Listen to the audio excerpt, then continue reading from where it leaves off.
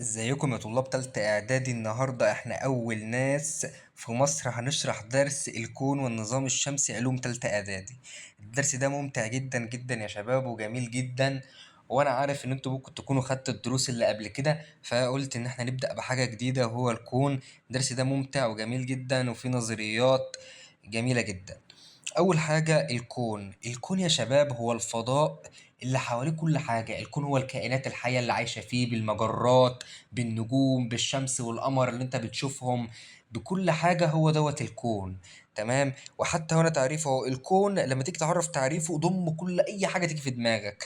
هنقول الفضاء الممتد اللي بيحتوي على المجرات والنجوم والكواكب والكائنات الحية وجميع الخليقة كلها والأقمار.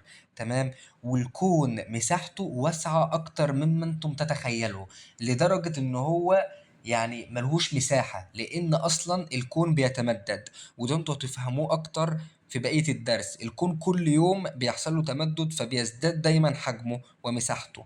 تمام. الشمس والأرض لوحدهم اللي انتوا شايفينهم دولت مع بعض هم عبارة عن مثلا ذرة في الكون، زي حجم الذرة اللي بنشوفها في المادة. فتخيل لما يكون كوكب الأرض كله والشمس اللي هي مساحتها أكبر من كوكب الأرض، الاتنين سوا ما يجوش غير ذرة في مساحة الكون. يعني الكون مساحته شاسعة جدا فوق ما جميعنا نتصور. تمام. تمام. ووحدة بناء الكون هي المجرة، زي ما كنا بنقول إن الذرة هي وحدة بناء المادة، فوحدة بناء الكون هي المجرة. تمام. وبيحتوي الكون على حوالي رقم تقريبي 100 ألف مليون مجرة، بيتجمعوا سوا المجرات دولت جنب بعض ويعملوا حاجة اسمها عناقيد المجرات. تمام. يبقى عناقيد المجرات هي مجموعة مجرات بيتجمعوا مع بعض في الفضاء بتأثير الجاذبية. ده حاجة مهمة جدا، يعني اللي بيخليهم ان هم يتجمعوا سوا وثابتين ما يقعوش علينا هي الجاذبية، تأثيرها وقوة الجاذبية. تمام. تمام. يبقى المجرات، تعريف المجرات نفسها بقى، هي عبارة عن مجموعة نجوم بتتجمع معا في الفضاء الكوني بتأثير الجاذبية. أي حاجة بتتجمع لازم نقول بتأثير الجاذبية في الآخر يا شباب. تمام. ما تنسوش المعلومة ديت لأنها مهمة جدا. تمام. تتخذ كل مجرة شكل مميز، كل مجرة ليها شكل مميز، زي مجرة مثلا درب التبانة، في مجرة الطريق اللبني. تمام. ليه كل مجرة لها شكل مميز؟ لاختلاف تناسق وترتيب مجموعات النجوم بكل منها. يعني كل واحد ليه ترتيب وليه شكل نجوم معينة، كل مجرة ليها شكل مختلف من النجوم، فبتعمل مجرة شكل مختلف ومميز ليها. تمام. ما هنعرف مجرتنا مثلا في المجرة اللي احنا قاعدين فيها، بتعرف مجرتنا باسم مجرة الطريق اللبني أو مجرة درب التبانة. واتسمت ليه بدرب التبانة؟ لأن تجمع النجوم بها يشبه التبن المنصور، عامل شبه التبن اللي هو المتبعتر، فسموها مجرة درب التبانة. وشكلها هنا هوت في الصورة متبعترة فعلا. تمام. يبقى اسمها مجرة الدرب اللبني أو الطريق اللبني أو مجرة درب التبانة. تمام. مجرة درب التبانة هي ديت المجرة اللي احنا الكون الأرض والكواكب حوالينا فيه، لأن الكون قلنا بيتكون من أكتر من 100 ألف مليون مجرة. مجرة درب التبانة هي تعتبر من المجرات اللولبية، يعني شكلها حلزوني، بصوا شكلها حلزوني لولبي. تمام. تحتوي على ملايين النجوم اللي بتدور حول مركز المجرة في مدارات ثابتة. يعني النجوم مش بتتحرك كده بعشوائية وخلاص، لا، ربنا نظم الكون بطريقة جميلة جدا، ان هم بيتحركوا في مدارات محددة. مفيش حد كون مثلا يتعدى على التاني يقول له لا معلش انا همشي في مكانك، لا، هو كل واحد ليه طريق محدد النجوم بتمشي فيها. تمام. تمام. يتجمع في مركز المجرة النجوم القديمة، دولت الكبار في السن بقى، زي مثلا ايه، أجداد النجوم اللي هم النجوم القديمة. وبتتحاط بهالة من النجوم الصغيرة، دولت الأحدث عمرا.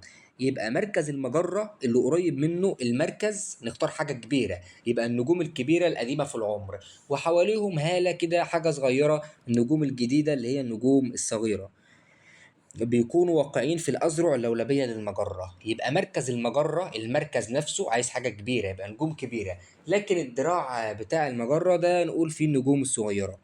النظام الشمسي بقى بيحتوي على نجم واحد هو الشمس. النظام الشمسي كله ما فيهوش غير نجم واحد بس اللي هو الشمس، وبيدور حواليه طبعا 8 كواكب، ديت معلومة قديمة.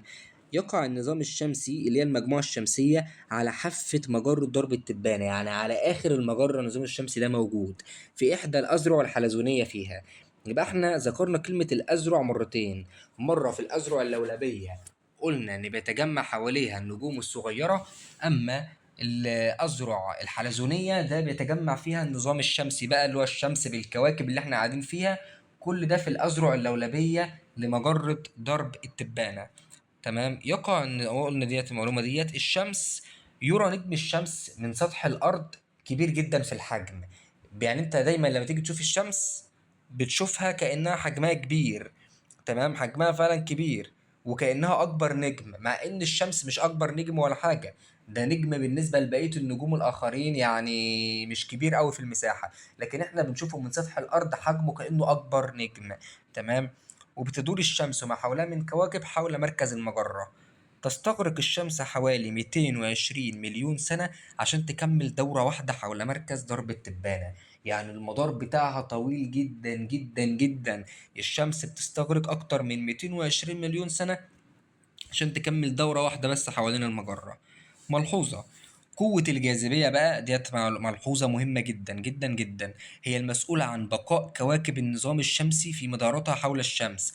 يعني عشان الكواكب ما توقعش أو إنها تتوه من بعضها، إن قوة الجاذبية هي اللي بتمسكهم وبتشدهم حوالين مركز المجرة ويفضلوا ثابتين. وتاني وظيفة لقوة الجاذبية هي دوران الأقمار في مداراتها حول الكواكب.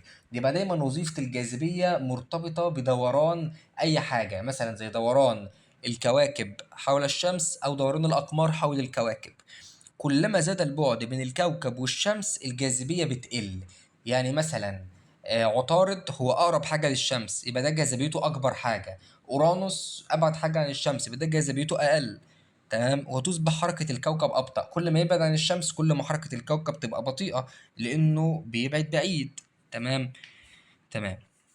بيقول لك: ماذا يحدث لو انعدمت الجاذبية بين الكواكب والشمس؟ كده معناها إن الكواكب مش هتمشي في مدار محدد بالعقل كده، لن تدور الكواكب في مداراتها المحددة وتتحرك بشكل عشوائي في الفضاء، ومش هيكون عندنا حاجة اسمها نظام عشان نقول نظام شمسي، مش هيبقى موجود. تمام. يبقى إجمالي للي احنا قلناه كله إن الكون بيتكون من مجموعات هائلة من المجرات، والمجرات بتتكون اللي هي مجرات درب التبانة بتقع في إحدى النجوم الشمسية والتي تتضمن كوكب الأرض. وقلنا طبعا المجرات بتتكون من مجموعة من النجوم ويتجمعوا سوا يعملوا عناقيد مجرات. تمام. تمام. المسافات بين النجوم ما بتتقاسش بالكيلومتر، لأن الكيلومتر ما يقضيش إن احنا نقول المسافة بينهم، بل بوحدة السنة الضوئية. ليه؟ عشان المسافات بين النجوم شاسعة جدا كبيرة، الكيلومتر ما يقدرش يوصفها. الكيلومتر حاجة صغيرة جدا بالنسبة لمساحات النجوم. السنة الضوئية هي المسافة التي يقطعها الضوء في سنة، وبتساوي، شايفين الرقم قد إيه؟ 10 أس 12 في 9.46 كيلو متر. يعني أكتر من 10 مليار كيلو متر. انتوا متخيلين؟ ده السنة الضوئية الواحدة أكتر من 10 مليار كيلو متر. مسافات بين النجوم كبيرة جدا يا شباب، عقلنا ما يقدرش إن هو يتخيلها. تمام. تمام. يمكن حساب المسافة اللي بيقطعها الضوء في سنة، ديت معلومة بس للتوضيح، إن إحنا هنقول المسافة بتساوي السرعة في الزمن، فتقوم جايب سرعة الضوء وتضربه في السنة الأرضية هتعرف المسافة. دلوقتي بقى هنتكلم عن تمدد الكون. دلوقتي هو بيدينا تجربة على مثال على تمدد الكون. هنجيب دقيق ومية دافية وخميرة خبز ومعرفش ايه الكلام ده كله، بيقولك ان العجينة ينتفخ والكلام اللي هو ايه هقص. احنا عايزين نخش بقى على المفيد. الاستنتاج ايه؟ إذا اعتبرنا إن العجين ده هو بيمثل الكون وحبيبات الزبيب دي بتمثل المجرات، فإن انتفاخ العجين ده بيمثل تمدد الكون. لأن زي ما قلت لكم في أول الفيديو لو أنتوا كنتوا مركزين، إن قلنا إن في كون بيتمدد كل يوم، فمساحته مش ثابتة، كل يوم بيحصل له تمدد. تمام. والمجرات بتتباعد عن بعضها، وده بيفضل تمدد مستمر للكون. يبقى تعريف تمدد الكون هو التباعد المستمر بين المجرات نتيجة لحركتها المنتظمة. يبقى تمدد الكون كل شوية المجرات بتقعد تبعد عن بعض تبعد عن بعض لغاية ما مساحة الكون تزداد أكتر. ليه الاتساع المستمر للفضاء الكوني؟ عشان الكون بيتمدد باستمرار. تمام. تمام. دلوقتي بقى احنا هنختم النهاردة ب يعني حاجة سهلة عشان نكمل بقية الدرس الحصة الجاية. هندرس تفسير نشأة الكون، ازاي الكون اتنشأ.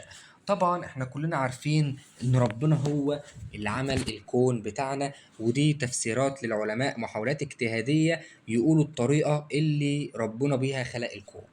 تمام.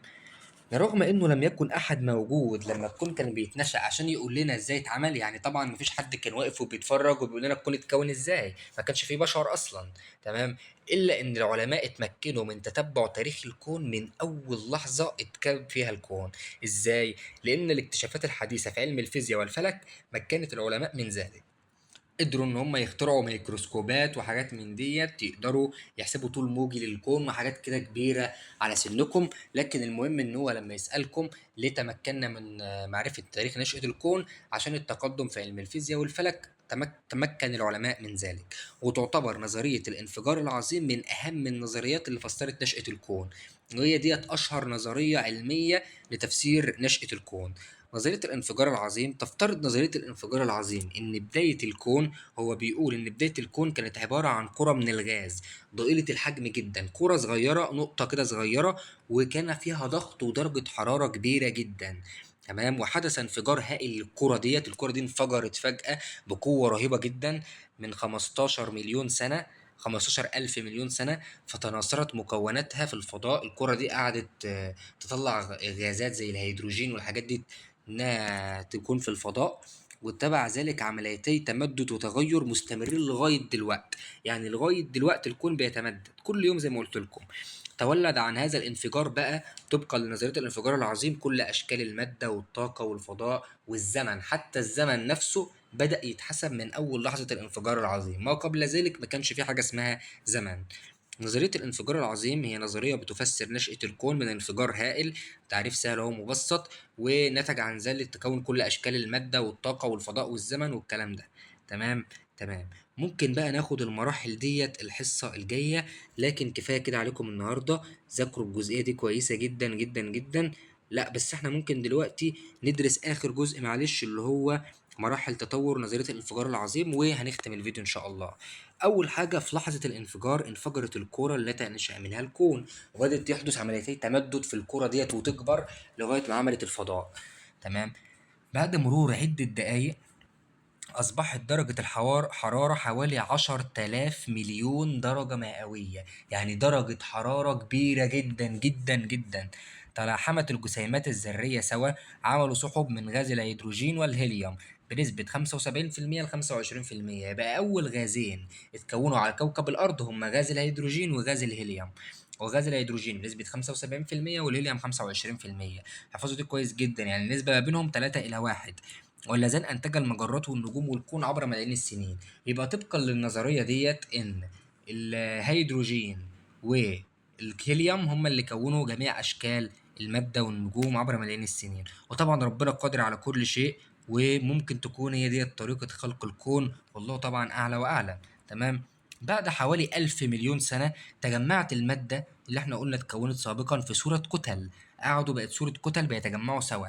تمام. بعد حوالي من 2000 ل 3000 مليون سنة تجمعت هذه الكتل مكونة كتل أكبر اللي هي أسلاف المجرات، دي حاجة قبل المجرات، بفعل الجاذبية وطريقة مناطق من الفضاء الحاوي بينها، يعني كان في ما بينهم فراغات، لكن بدأوا يكونوا حاجة شبيهة بالمجرة.